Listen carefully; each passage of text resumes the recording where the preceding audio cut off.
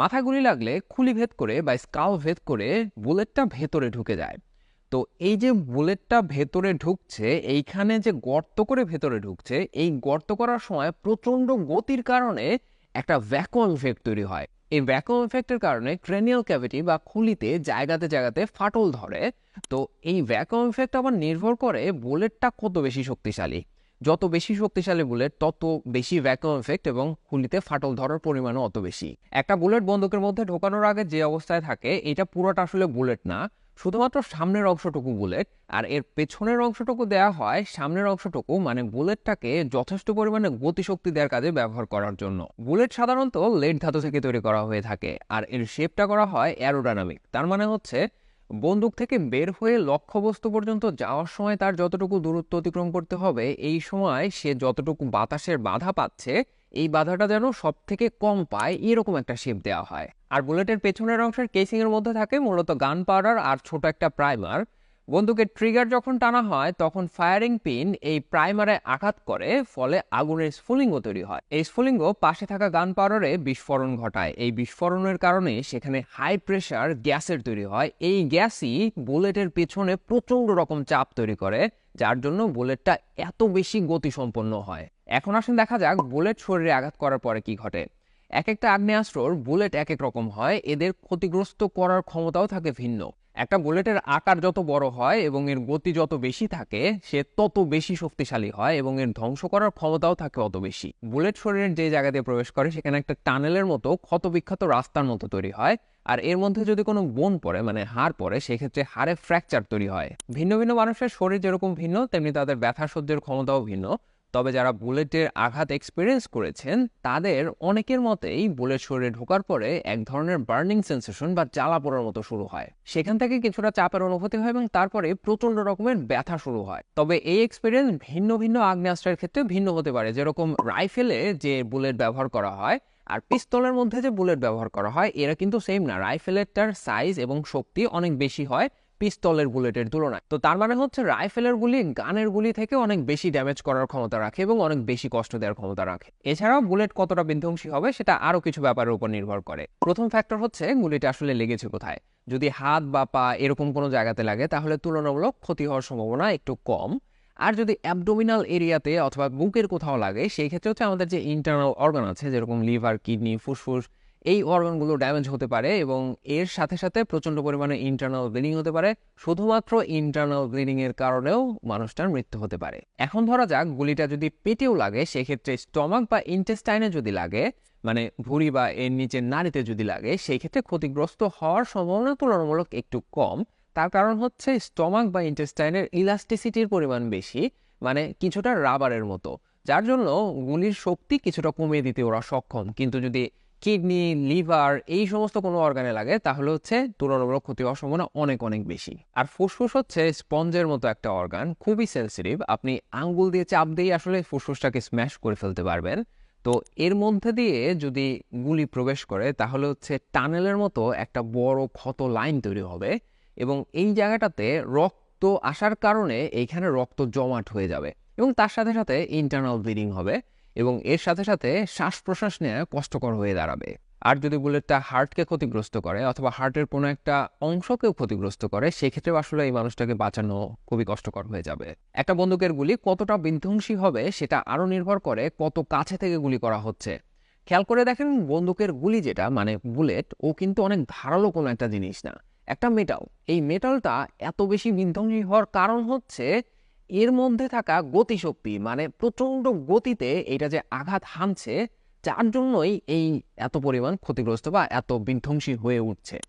তো এই যে গতিশক্তি, এই গতিশক্তি কিসের উপর নির্ভর করে? এটা নির্ভর করে এই বুলেটের ওজনের উপর আর যেই বেগে এটাকে ছোড়া হচ্ছে সেই বেগের উপর। এখন ওজনের থেকে আবার বেগের প্রভাব বেশি। আপনি যদি বুলেটের ওজনটাকে দ্বিগুণ করেন সেই ক্ষেত্রে দ্বিগুণ গতিতে এই বুলেটটা আঘাত হানবে। আর যদি আপনি এই বুলেটের বেগ দ্বিগুণ করেন সেই ক্ষেত্রে গতিশক্তি বেড়ে যাবে 4 গুণ। তো এই বুলেটের বেগ আবার নির্ভর করে কত কাছে থেকে গুলি করা হচ্ছে বা লক্ষ্যবস্তু আসলে কতটুকু দূরত্বে অবস্থিত। যেই মুহূর্তে রিভলভার থেকে বা রাইফেল থেকে গুলিটা বের হচ্ছে ওই সময়ে বেগ থাকে সব থেকে বেশি। যত দূরত্ব অতিক্রম করতে থাকে বেগ একটু করে কমতে থাকে। তার মানে হচ্ছে কাউকে যদি একেবারে সামনে থেকে গুলি করা হয় সেই ক্ষেত্রে গুলির বেগ থাকবে অনেক বেশি, এবং তার মানে হচ্ছে গতিশক্তি থাকবে অনেক বেশি। তার মানে এই বুলেটের ক্ষতি করার বা ধ্বংস করার ক্ষমতাও থাকবে অনেক বেশি। এখন আসলে দেখা যাক মাথায় গুলি লাগলে কি ঘটে। তো বুলেট মাথার ভেতরে ঢোকার পরে তিনটা ঘটনা ঘটতে পারে। নাম্বার ওয়ান হচ্ছে, বুলেট ঢোকার সময় যে প্রথমে যে খুলি ভেদ করে ঢুকতে হচ্ছে তখনই অনেক বেশি শক্তি সে ব্যয় করে ফেলে, যার জন্য ও ভেতরে ঢোকার পরে ব্রেন ঝাঁঝরা করতে পারলেও পেছনের দেয়ালে গিয়ে সে ধাক্কা খেয়ে ওইখানেই থেকে যায়, মানে সে পেছনের দেয়াল ভেদ করে আর বেরিয়ে যেতে পারে না। নাম্বার দুই হতে পারে, যদি এই ঘটনা না ঘটে, বুলেটটা অনেক বেশি শক্তিশালী হয়, তাহলে ঘটনা নাম্বার দুই ঘটতে পারে। সেটা কি? সেটা হচ্ছে বুলেটটা এতটাই বেশি শক্তিশালী যে সে শুরুতে এইখান দিয়ে ঢুকলো, যে এইখান দিয়ে ঢোকার পরে ভেতরের ব্রেন ঝাঁঝরা করে এবং পেছনের খুলি দিয়ে ভেঙে আবার বেরিয়েও গেল।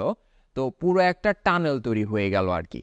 এই হচ্ছে দ্বিতীয় ঘটনা ঘটতে পারে। আর নাম্বার তিন যেটা হতে পারে সেটা হচ্ছে, প্রথম এইখান দিয়ে ঢুকলো ঠিকই, খুলি ভেদ করে ঢুকতে পারলো এবং ভেতরের ব্রেন ঝাঁঝরা করলো, এরপরে তার অত বেশি শক্তি নাই যে সে পেছনের দেয়াল ভেদ করেও আরো বেরিয়ে যেতে পারবে, কিন্তু তার যথেষ্ট পরিমাণ শক্তি রয়ে গেছে। তো সেই ক্ষেত্রে যেটা করতে পারে, সে এদিক দিয়ে ঢুকে পেছনের দেয়ালে ধাক্কা খেয়ে আবার বাউন্স ব্যাক করতে পারে, মানে পেছনের দেয়ালে ধাক্কা দিয়ে বাউন্স করে সে সামনের দেয়ালে এসে অথবা অন্য যে কোনো একটা দেয়ালে গিয়ে আটকা পড়তে পারে। তবে এই তিন ঘটনার যেটাই ঘটুক, মাথায় গুলি লাগলে ওই মানুষটার বেঁচে থাকার সম্ভাবনা একেবারেই কম। খুব কম সংখ্যক রেকর্ড আছে পৃথিবীতে যে তারা আসলে মাথায় গুলি লাগার পরও বেঁচে ছিলেন। আর শরীরের অন্য জায়গাতে গুলি খেয়ে বেঁচে ফেরত আসার ঘটনা অনেক অনেক আছে। বাট এই যে গুলি খাওয়ার পর রিকভার করে ফেরত আসলো, এটা আসলে শুনতে যতটা আশার বাণী মনে হচ্ছে, বাস্তবতা আসলে এর থেকে অনেকটা ভিন্ন। অনেক মানুষের এক্সপিরিয়েন্স হচ্ছে গুলি খাওয়ার পরে যতটুকু কষ্ট হয় তার থেকে অনেক বেশি কষ্টের হচ্ছে এর পরবর্তী প্রসেসিং এবং রিকভারি প্রসেস। অনেকের ক্ষেত্রে দেখা যায় রিকভার করতে মাসের পর মাস লেগে যায়, আবার কারো কারো ক্ষেত্রে দেখা যায় কখনোই তারা আর ফুলি রিকভার করেন না বা স্বাভাবিক জীবনে ফেরত আসেন না। অনেকে আবার হাত হারান, পা হারান। তবে এই যে যারা রিকভার করেন বা রিকভারিং যে প্রসেসটা, সেই প্রসেস ধরে যান, এইটা এতটাই পেইনফুল, তারা এতটা পেইনের মধ্যে দিয়ে যান একটা দীর্ঘ সময় ধরে। এই সময় তাদের সাইকোলজিক্যাল যে একটা ট্রমা, এই ট্রমাটা তাদেরকে পরবর্তী জীবনে অনেকটা কষ্টের কারণ হয়ে দাঁড়ায়। অনেককেই দেখা যায় যে এই গুলি খাওয়ার পরে পরবর্তীতে পিটিএসডিতে ভোগেন। তো তারপরে যদি তারা বেঁচে থাকেন, এটা আসলে অনেক বেশি। তো চলেন দেখা যাক গায়ে গুলি লাগার পরে ওই মানুষটার বেঁচে থাকার সম্ভাবনা বাড়াতে আসলে কি করা উচিত। কারো গায়ে গুলি লাগলে তাকে বাঁচানোর জন্য সবার প্রথম যে কাজটা করতে হবে সেটা হচ্ছে তার ব্লিডিং বন্ধ করতে হবে, মানে রক্ত পড়া বন্ধ করতে হবে। তো এটা আপনি হাত দিয়ে চেপে ধরে বেশিক্ষণ রাখতে পারবেন না। আপনাকে যেটা করতে হবে, কোনো একটা পরিষ্কার কাপড় বা সার্জিক্যাল গজ দিয়ে চাপ দিয়ে ধরে শক্ত করে বাঁধতে হবে। ইনশিওর করতে হবে যেন রক্ত পড়াটা বন্ধ হয়। আপনার আশেপাশে যদি সার্জিক্যাল গজ না থাকে তাহলে আপনি চেষ্টা করবেন কোনো একটা পরিষ্কার কাপড় দিয়ে বাঁধতে। যদি সেটাও না হয়, আপনার হাতের সামনে যাই পান সেটা দিয়েই বেঁধে ফেলতে হবে। আর এই বাঁধার সময় খেয়াল করতে হবে গুলিটা কি শরীরের ভেতরে আটকে আছে নাকি ভেদ করে শরীর থেকে বেরিয়ে গেছে। যদি ভেদ করে বেরিয়ে গিয়ে থাকে তাহলে হচ্ছে যেই পথ ধরে বেরিয়ে গেছে সেই ক্ষতটা সাধারণত ঢোকার যে রাস্তা তার থেকে বড় হয়। তো বাঁধার সময় ওইটাকেও খেয়াল করে বাঁধতে হবে। এরপরে যত দ্রুত সম্ভব তাকে হসপিটালে নিয়ে যেতে হবে। মনে রাখতে হবে, আপনি তাকে যত দ্রুত হসপিটালে নিতে পারবেন তার বেঁচে যাওয়ার সম্ভাবনা অতখানি বেড়ে যাবে। আর এই রক্ত পড়া বন্ধ করাটা শুধুমাত্র গুলি লাগার ক্ষেত্রে না, যে কোনো ইনজুরির ক্ষেত্রে প্রথমেই খেয়াল করবেন কোথাও ব্লিডিং হচ্ছে কিনা বা রক্ত পড়ছে কিনা। সেই ক্ষেত্রে রক্ত পড়াটা বন্ধ করে দিতে হবে, তাছাড়া এই মানুষটার জীবন ঝুঁকির মধ্যে পড়ে যাবে। তো এই হচ্ছে অবস্থা। কারো গায়ে গুলি লাগুক, এটা আসলে কখনোই কাম্য নয়। সে যেই মানুষটাই হন না কেন, যেই শ্রেণী, মত, দল বা যেই প্রফেশনেরই হন না কেন, সবাই ভালো থাকুন, নিরাপদ থাকুন। বেঁচে থাকলে আবার দেখা হবে কোনো এক ভিডিওতে। আসসালামু আলাইকুম।